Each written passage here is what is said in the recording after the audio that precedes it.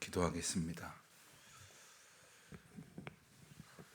하나님 아버지, 하나님의 은혜 가운데에 오늘도 저희들이 주 앞에 나와 기도하며 찬송하는 가운데에 이 하루를 시작합니다.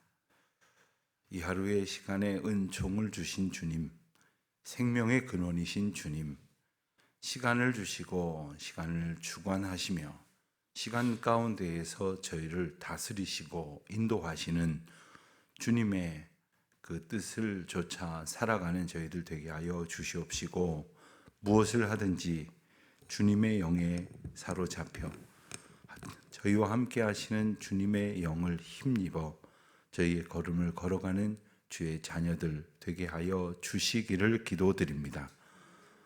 저희들은 물론 기쁘고 즐거운 하루하루를 살아가기를 원합니다.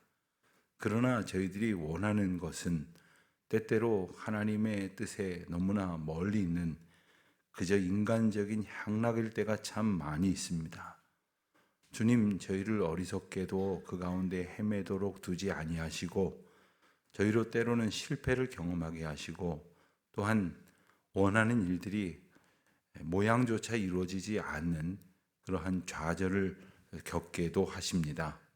그 가운데에서 저희들은 하나님의 뜻을 다시금 구하기보다는 인간적인 생각으로 낙담하고 또 원망하기까지도 합니다. 주님, 저희들의 믿음 없음과 어리석음을 불쌍히 여겨 주시옵시고, 그러할 때마다 우리를 선한 길로 인도하시는 하나님을 더욱 의지하는 주의 자녀들 되게 하여 주시기를 기도드립니다. 뜻하는 대로 되지 않을 때마다 내 뜻대로 되지 않는 것이 오히려 더 하나님 앞에 은혜로구나 하는 사실을 깨닫는 저희들이 되게 하여 주시옵소서. 그리하여 내가 원하는 대로 되기를 구하는 자가 아니라 하나님이 기뻐하시는 하나님의 뜻대로 저희의 삶이 늘 인도되어지기를 바라는 온전한 기도의 사람 되게 하여 주시기를 기도드립니다. 역사의 주관자이신 하나님 아버지, 민족과 열방을 향하여 하나님의 거룩하신 뜻을 품고 오늘도 애쓰고 수고하는 많은 선교 동역자님들이 있습니다. 저들을 보내놓고 정말 한국 교회가 함께 기도하지 못한 잘못을 하나님 앞에 회개합니다. 그저 얼마간의 물질만 보내놓고 할 일 다 했다고 생각했던 저희들의 모습을 또한 하나님 앞에 자복합니다. 하나님, 저희가 마땅히 땅끝까지 이르러 하나님의 증인으로 살아야 할 것인데 그리하지 못하는 모든 일을 나누어 맡아 수고하는 모든 동역자들과 합력하여 하나님의 뜻을 이루어 갈 수 있도록 저희들을 오늘도 깨워주시고 하나님의 뜻 가운데로 붙들어 인도하여 주시기를 기도드립니다.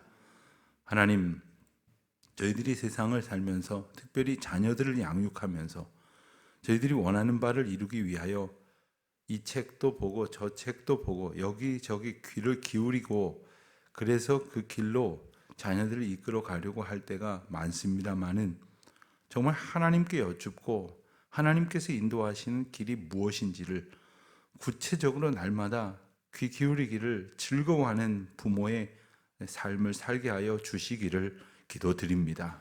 세상 풍조대로 그저 그 가운데에서 뒤처지지 않으려고만 하는 그러한 어리석음에서 떠나서 하나님의 인도하심의 기쁨을 누릴 수 있는 우리 자녀들이 되도록 부모된 사명을 잘 감당하는 저희들이 되게 하여 주시옵시고, 특별히 이제는 때로는 멀리 또 출가하여 이제는 가까이에서 자주 만날 수 없는 그러한 형편 속에 있는 자녀들에게도 하나님께서 긍휼과 은혜를 베푸셔서 저들이 마땅히 그 길을 걸어가는 가운데에 하나님께 그 길을 여쭙고 날마다 주님의 도우심을 은혜 가운데에 갈망하는 바른 믿음과 소원을 품고 살아가는 자들 되게 하여 주시기를 기도드립니다. 하나님, 새로운 예배 처소로 이전을 하고 여러 가지 행정적인 절차와 또 서운로 예배당을 이제 다 집기 하나까지도 다 마무리하고 이제 신동아 조합 측으로 넘겨주는 그러한 마무리 절차 가운데 있습니다. 세세한 것 하나하나까지 챙기려다 보니까 참 힘들고 어려운 일들입니다. 일마다 수고하는 주의 종들을 하나님께서 굳게 붙들어 주시옵시고 성전을 옮겨가고 또 새로 짓고 또 있던 성전을 잘 마무리하여 하나님의 은혜 가운데에 공간을 통해서 주신 은총을 저희들이 잘 기억하는 귀한 과정과 시간들이 되게 하여 주시기를 기도드립니다. 하나님, 오늘도 우리 성도들 어디에 있든지 한 사람 한 사람 지켜주시고 이 아침 예배당에 모여 예배드리는 모든 분들뿐만 아니라 인터넷을 통하여 말씀을 나누는 모든 분들, 또 두고 이 말씀을 함께 묵상하는 모든 이들에게까지 하나님 같은 은혜를 베풀어 주시옵시고 언제나 주님이 일깨워 주시는 말씀의 은혜, 말씀이 인도하시는 은총으로 살아가는 저희들 되게 하여 주시옵소서. 주님 간절히 바라고 원하옵기는 오늘 저희들의 걸음을 성령 하나님께서 인도하시고 저희들의 마음을 오직 주의 영이 사로잡고 주장하여 주시옵소서. 주의 이름으로 모이는 모든 모임마다 함께 하시고 또 주의 이름으로 애쓰고 수고하는 모든 노고가 하늘에는 영광이 되게 하시고 저희에게는 무한한 기쁨이 되게 하여 주시옵소서. 하나님의 은혜를 구하는 모든 주의 성도들, 특별히 연약한 어르신들, 또한 병중에 있는 교우들, 이리저리 다치고 고생하고 있는 모든 성도들 한 사람 한 사람 하나님의 은혜 안에 오늘도 진정한 평강과 자유를 누리게 하여 주시옵소서. 감사드리오며 이 모든 말씀 우리 주 예수 그리스도의 이름으로 기도드립니다. 아멘. 잠언 23장 17절부터 35절까지의 말씀을 봉독합니다. 잠언 23장 17절부터 35절까지의 말씀, 이제 저와 함께 봉독합니다. 내 마음으로 죄인의 형통을 부러워하지 말고 항상 여호와를 경외하라. 정령이 내 장래가 있겠고 내 소망이 끊어지지 아니하리라. 내 아들아, 너는 듣고 지혜를 얻어 내 마음을 바른 길로 인도할지니라. 술을 즐겨하는 자들과 고기를 탐하는 자들과도 더불어 사귀지 말라. 술 취하고 음식을 탐하는 자는 가난하여질 것이요 잠자기를 즐겨하는 자는 헤어진 옷을 입을 것임이니라. 너를 낳은 아비에게 청종하고 내 늙은 어미를 경히 여기지 말지니라. 진리를 사되 팔지는 말며 지혜와 훈계와 명철도 그리할지니라. 의인의 아비는 크게 즐거울 것이요 지혜로운 자식을 낳은 자는 그로 말미암아 즐거울 것이니라. 내 부모를 즐겁게 하며 너를 낳은 어미를 기쁘게 하라. 내 아들아, 내 마음을 내게 주며 내 눈으로 내 길을 즐거워할지. 대저 음료는 깊은 구덩이요 이방 여인은 좁은 함정이라. 참으로 그는 강도같이 매복하며 사람들 중에 사악한 자가 많아지게 하느니라. 재앙이 네게 있느뇨 근심이 네게 있느뇨 분쟁이 네게 있느뇨 원망이 네게 있느뇨 까닭 없는 상처가 네게 있느뇨 붉은 눈이 네게 있느뇨 술에 잠긴 자에게 있고 혼합한 술을 구하러 다니는 자에게 있느니라. 포도주는 붉고 잔에서 번쩍이며 술에 너는 보지도 말지니라.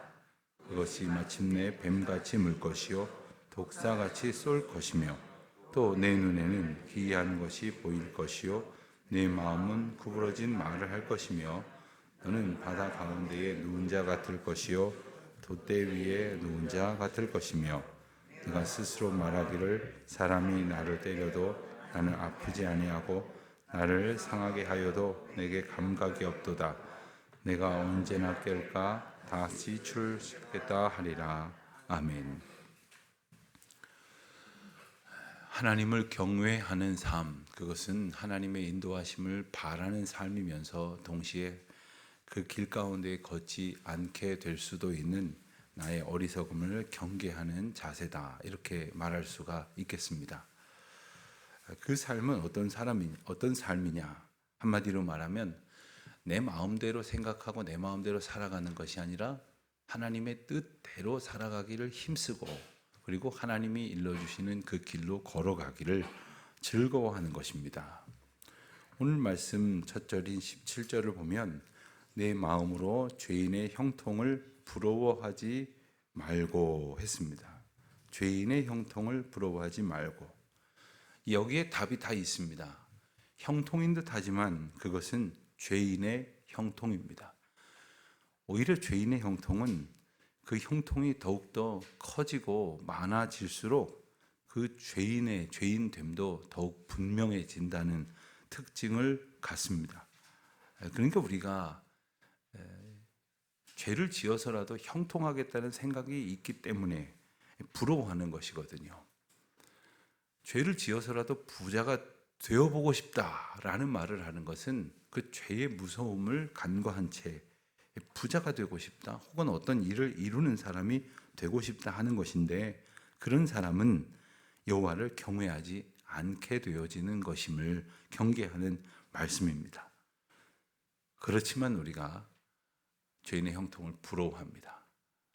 알게 모르게 부러워하고, 어쨌든 그 결과를 바라보면서 우리도 그런 모습을 갖기를 원합니다만, 그런 생각이 있는 것 자체가 내가 지금 여호와를 경외하지 않고 있다는 어떤 진단이 된다는 것을 기억해야 합니다.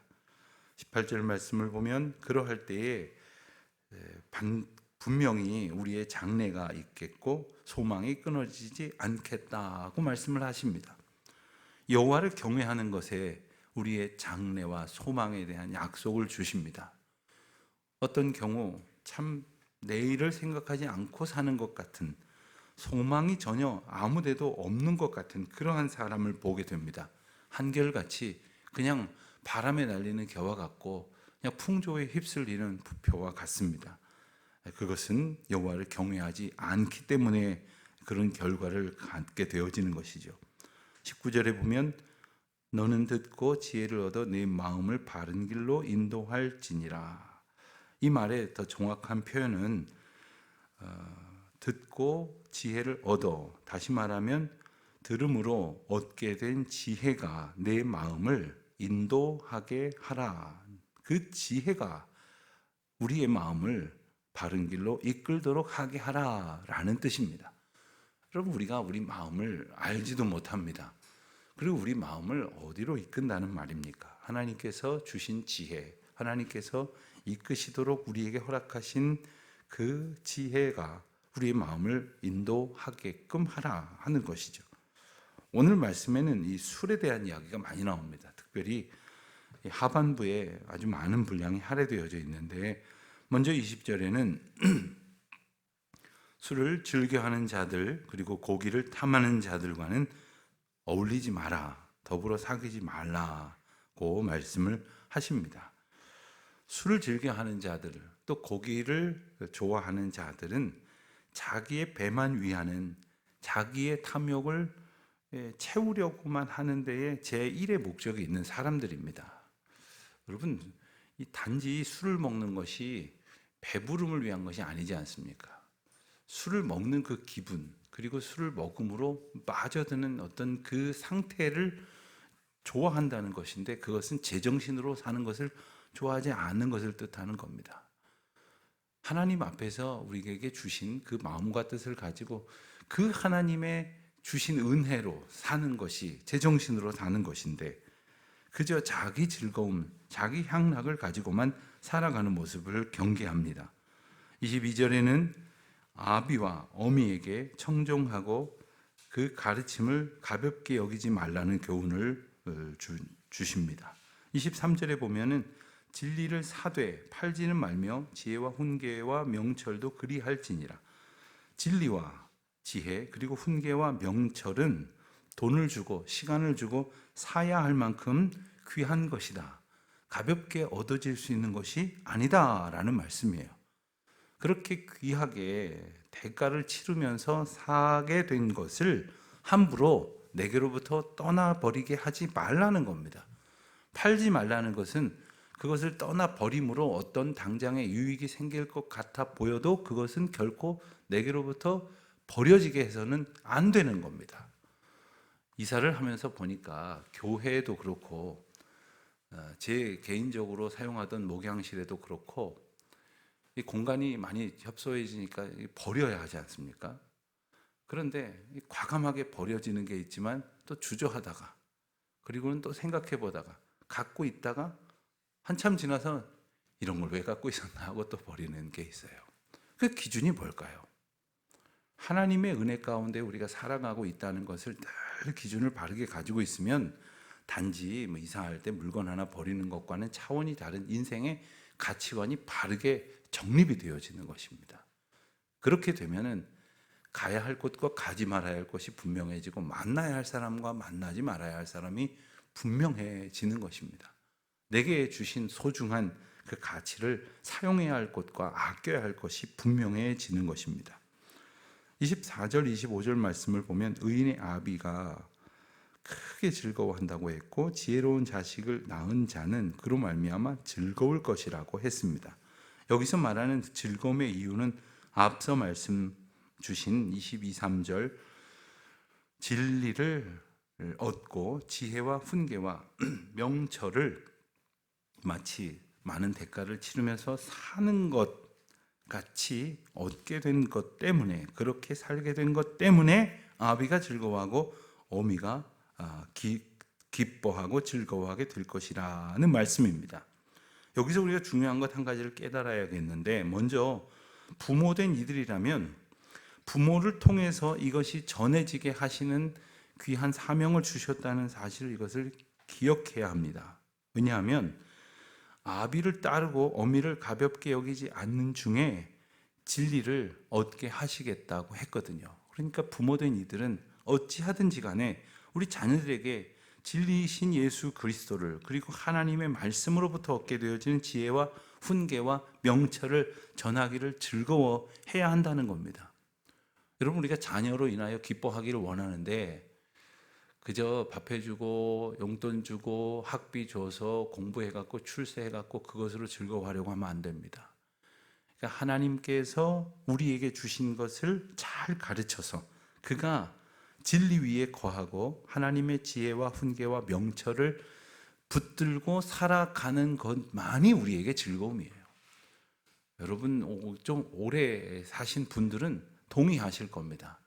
그때는 젊었을 때는 어렸을 때는 아이가 공부 잘하고 또 좋은 직장 들어가고 또 뭔가를 잘 이루어내는 것 그것이 기쁨이고 자랑일 거라고 생각이 들었지만 시간이 지나 보니까 하나님 잘 믿고 하나님 의지하고 어떤 상황에서도 하나님 앞에 먼저 조용히 하나님의 인도하신 그 길을 여쭙고 살아가는 것이 부모에게 기쁨이 된다는 것을 이제 어릴 때는 잘 모르죠. 시간이 지나면서 알게 되어지는 것입니다. 자녀들의 입장에서도 마찬가지입니다.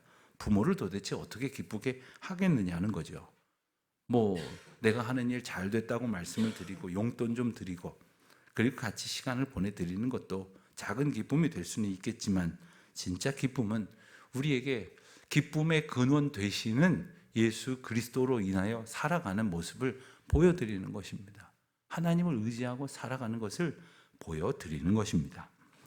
26절 이하에는 특별히 우리를 유혹할 수 있는 모든 여건들을 가운데에서 대표적으로 이제 음녀의 유혹, 그것으로 우리의 마음과 눈과 귀를 빼앗으려고 하는 것에 대한 모습을 28절에 나오는 것처럼 강도같이 매복하며 사람들 중에 사악한 자가 많아지게 하느니라, 이런 표현으로 우리에게 일러주십니다.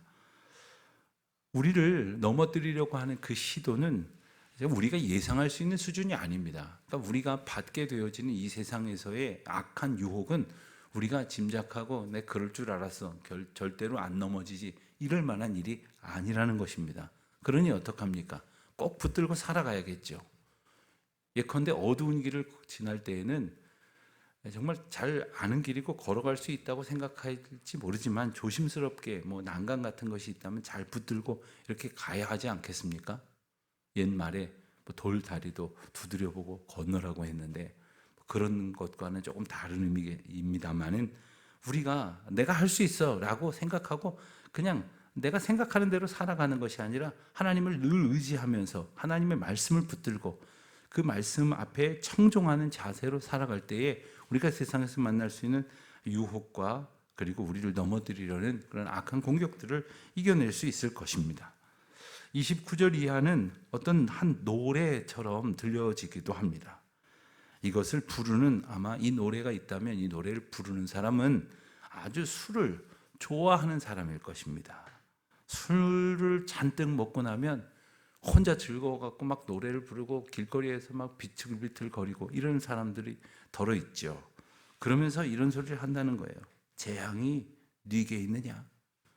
또 근심이 네게 있느냐? 분쟁이 네게 있느냐? 원망이 네게 있느냐? 까닭없는 상처가 네게 있느냐? 붉은 눈이 네게 있느냐? 하지만 실상은 그것은 모두 다 술에 잠긴 자에게 있다는 것. 그리고 혼합한 술을 구하러 다니는 자, 즉 독한 술.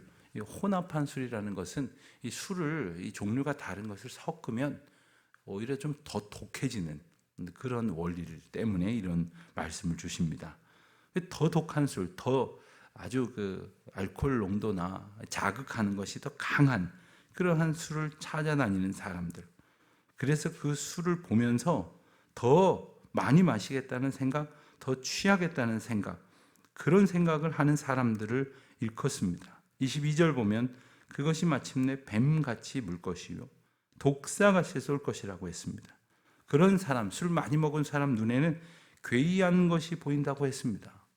술 잔뜩 먹고 나면 뭐 눈앞에 뭐가 아른아른거리는데도 뭐 갑자기 뭐 보있다 안 보있다 한다는데 뭐 이런 소리 하죠.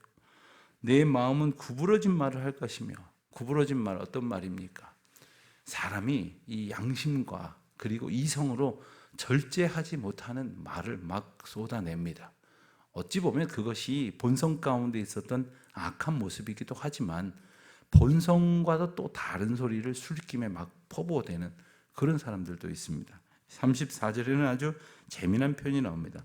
바닥 가운데에 누운 자 같을 것이며 돛대 위에 누운 자 같을 것이다. 술 먹고 나니까 제정신이 아니죠. 그리고는 어지럽다고 말하고 속이 울렁거린다고 말하고 그래서 배멀미하는 사람처럼 놓여진다는 뜻입니다. 또 돛대 위에 놓은 자, 얼마나 위험천만하겠습니까? 그런 형편에 놓이게 된다 하는 겁니다. 하나님을 경외하고 진리이신 말씀, 즉 결코 흔들리는 세상 속에서 흔들리지 아니하게 하시는 말씀을 붙들고 살아가는 것이 아니라 그저 세상 향락에 휩쓸리며 살아가는 사람은 이렇듯 어지러운 세상, 울렁이면서 정말 마음을 평안하게 갖고 살지 못하는 그런 삶을 산다는 겁니다. 35절에는 아주 더 재밌는 표현이 나옵니다. 네가 술 취한 사람이죠. 스스로 말하기를 사람이 나를 때려도 나는 아프지 않고 상하지 않고 내게 감각이 없다. 무슨 말입니까? 술 잔뜩 먹고는 아무에게 나가서 때려봐 뭐 이러면서 정신없는 소리를 하는 거죠. 내가 뭐 아플 줄 아느냐고, 하나도 안 아프다고 막 이래가면서 말입니다. 또 그리고는 한다는 소리가 술을 먹고 지금 잔뜩 취해 있으면서도 내가 이거 술 깨면 또 먹어야지 한다는 거예요. 참 정신없는 사람이지 않을 수 없습니다. 여러분, 우리는 지금 나는 이렇게 술에 취하는 걸 원하거나 그렇게 살지도 않고 나는 이러한 삶을 한 번도 꿈꿔보지도 않았다고 해서 이런 것과 상관없는 것이 아닙니다. 지금 본문에서는 술을 이야기했지만 저마다 하나님께서 우리를 이끄시는, 그래서 하나님께서 주시는 마땅한 정신, 제정신으로 살지 못하게 하는 많은 일들이 우리 가운데 있습니다. 어떤 사람에게는 술에 취한 것처럼 살아가지만 어떤 사람에게는 세상 또 다른 향락, 물질주의 혹은 주님을 알지 못하는 자들이 쫓는 어떤 세상의 여러 가지 풍조에 휩쓸려서 거기에 취해가지고 그렇게 살아가는 모습들이 얼마나 많은지 모릅니다. 혹 오늘 우리 가운데에 우리가 주님의 인도하심을 순전한 마음으로 따르지 못하게 만드는 어떤 것은 없는지, 그래서 거기에 휩쓸려 갖고 마치 길을 잃은 자처럼, 마치 어지러워 가지고 정신을 못 차리는 사람처럼 살고 있는 그러한 원인이 우리의 삶 속에는 없는지 겸손히 돌아보고 그것을 끊어내기 위해서 흔들리지 않는 하나님의 말씀 꽉 붙들고, 그리고 우리를 굳게 붙들어 주시는 주님을 더욱 의지하고 주님과 동행하는 기쁨으로 충만한 저와 여러분의 이 하루가 되시기를 축원드립니다. 기도하겠습니다.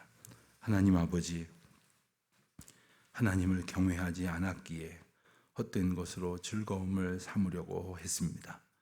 주님을 경외하는 자에게 주시는 귀하고 복된 은혜를 저희들이 마음 깊이 간직하며 하나님을 온전히 소망하며 그리하여 바른 평안과 진정한 기쁨으로 살아가는 저희들이 되게 하여 주시옵소서. 이 하루도 주님 저희를 주장하여 주옵소서. 예수님의 이름으로 기도드립니다. 아멘.